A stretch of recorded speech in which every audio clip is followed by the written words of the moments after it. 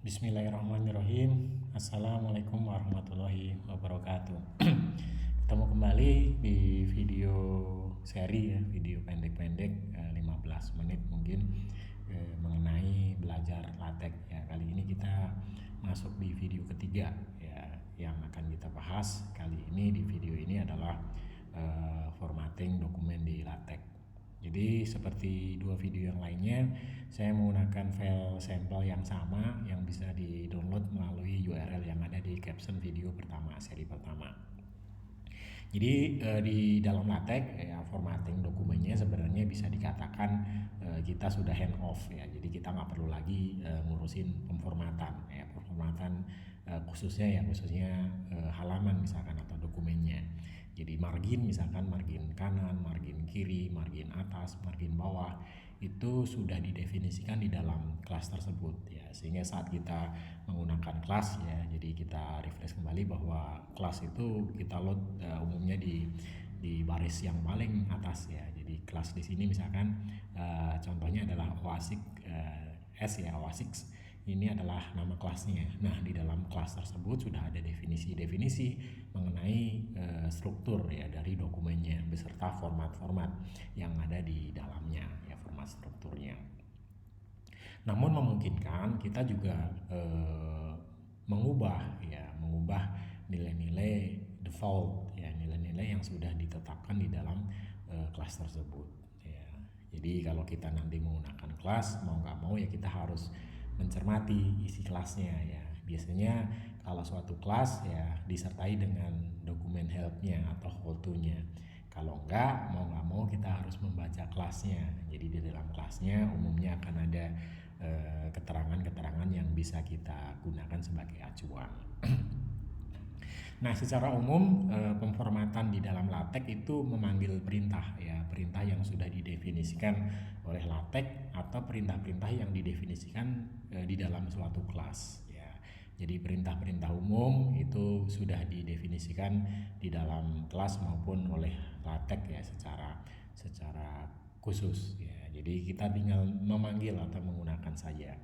Nah, perintah di LaTeX untuk memanggilnya itu menggunakan tanda backslash ya, diikuti nama perintah, kemudian parameter, dan terkadang ada opsi yang lainnya. Jadi contohnya misalkan ya, contoh di sini ada perintah backslash begin ya, kemudian ada abstrak di dalam kurung kurawal.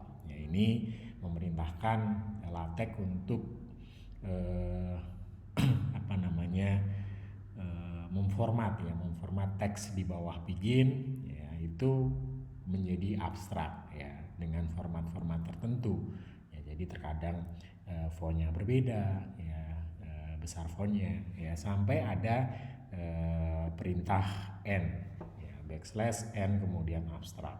Jadi secara umum perintah-perintah di LaTeX itu akan dimulai dengan tanda backslash kemudian diikuti dengan nama perintah ya dalam kurung kurawal ya. Terkadang ada opsi-opsi yang lain nanti pakai kurung siku umumnya.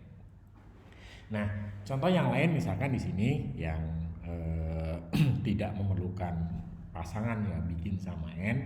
Ini misalkan saat kita memerintahkan LaTeX untuk menuliskan bab atau bagian dalam suatu artikel. Jadi kalau nanti kita nulis buku ada yang namanya chapter ya, backslash chapter kemudian nama chapternya ya. Kalau di dalam artikel di sini ada section atau bagian ya, backslash section kemudian di dalam kurung kurawal ada pendahuluan.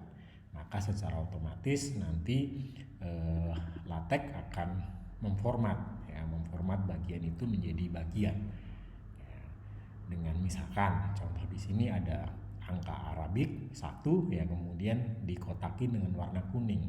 Nah, pendefinisian kotak warna kuning ini umumnya dilakukan di kelas tersebut ya, kita tinggal menggunakan saja ya. Kalau kita ingin memberikan contoh yang lain, misalkan kita ingin ada subsection atau subbagian ya, kita bisa menuliskan subsection ya seperti ini, kemudian misalkan latar belakang.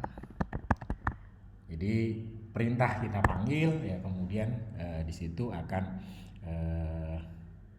memerintahkan ya, perintah yang kita panggil itu akan dikenali oleh LaTeX, kemudian dijalankan ya sesuai apa yang kita perintahkan.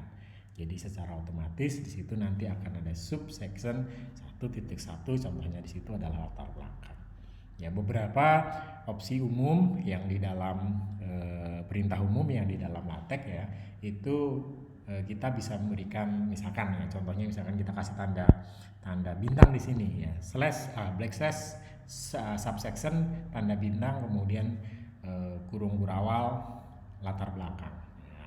Jadi bedanya apa? Ya.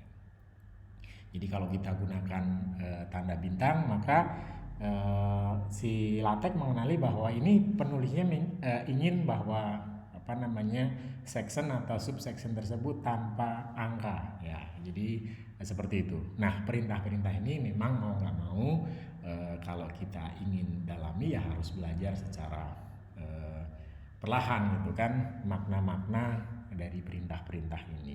Tapi seperti video yang lalu akan lebih mudah mungkin ya, atau lebih enak kalau kita by sampel aja, kita melihat contohnya, oh ini maksudnya gini ya, oh ini maksudnya gini. Demikian pula kedalaman section yaitu sangat bergantung nanti dengan kelasnya ya. Jadi kita misalkan subsection ya, apakah ada subsection dan seterusnya. Misalkan di sini asal daerah ya, kita save. Ya, jadi setiap kelas bisa berbeda-beda dalam membuat format ya, format penulisan dan lain sebagainya. Ini contohnya gitu kan, bahwa di sini asal daerah merupakan anak dari section latar belakang anak dari section pendahuluan. Nah, hal yang lain gitu kan, yang mungkin sering kita gunakan saja, misalkan kalau kita ingin membuat bold ya, membuat format bold, nanti di dalam LaTeX sama sebenarnya, ada perintah backslash kemudian nama perintahnya. Tapi kalau perintah-perintah umum ini biasanya sudah ada shortcutnya, sama seperti kalau kita pakai pengolah kata yang lainnya, kita bisa pakai Ctrl B atau Command B ya. Di sana ada perintah slash text ya, txt bf boldface ya, itu yang akan dipanggil. Ini kita italikan Ctrl I slash text it bf penelitian ya, dalam kurung belawang. Jadi kalau kita simpan maka LaTeX akan menerjemahkan gitu kan, akan mengcompile ya perintah yang kita gunakan. Jadi di sana memerintahkan latar belakang di sini jadi full ya, penelitian jadi italic. Jadi kalau yang dulu mungkin menggunakan WS ya, WordStar yang pakai Ctrl KK, Ctrl KB itu pakai LaTeX ini seolah-olah nostalgia perintah-perintah waktu menggunakan WordStar. Nah, ini di LaTeX ya. Jadi kita bisa memerintahkan apa yang kita inginkan dengan memanggil perintah-perintah yang ada. Dan bahkan seperti contoh kemarin, kita bisa mendefinisikan perintah sendiri ya. Jadi kalau kita bisa membuat perintahnya, maka perintah itu bisa kita taruh di dalam dokumen ini atau di dalam kelas, kemudian kita panggil.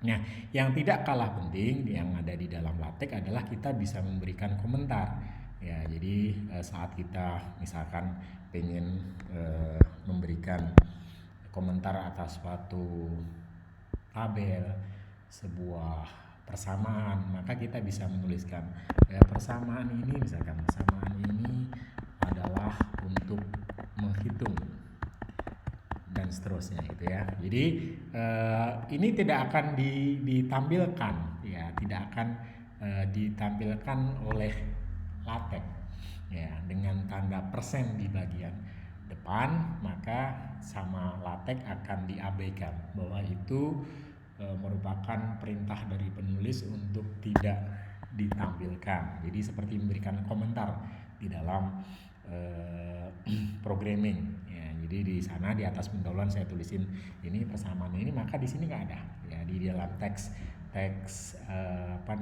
hasilnya tidak ada. Nah, ini terkadang menjadi pertanyaan, terus menuliskan tanda persen bagaimana ya? Seperti perintah yang lainnya, maka kita bisa memberikan tanda persen itu dengan memanggil backslash ya, kemudian persennya baru kita tuliskan. Maka otomatis nanti tanda persennya akan dituliskan. Jadi kita bisa menggunakan tanda backslash sebagai pendahulu dari perintah yang kita inginkan. Ya, baik. Itu masih simpel ya, masih cukup simpel. Jadi formatting di LaTeX itu boleh dikatakan kita nggak perlu memusingkan ya, kita tinggal gelujur bahasa Jawa, kita tinggal nulis saja. Yang perlu kita perhatikan nanti apakah italic atau apakah bold ya. Kemudian misalkan ya yang lain, kita berikan contoh yang lain, kita ingin memberikan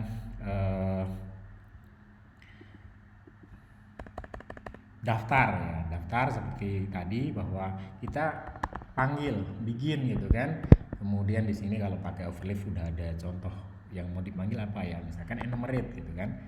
Jadi ada enumerasi ya, jadi ada nanti list daftar yang ada angkanya ya, item ya,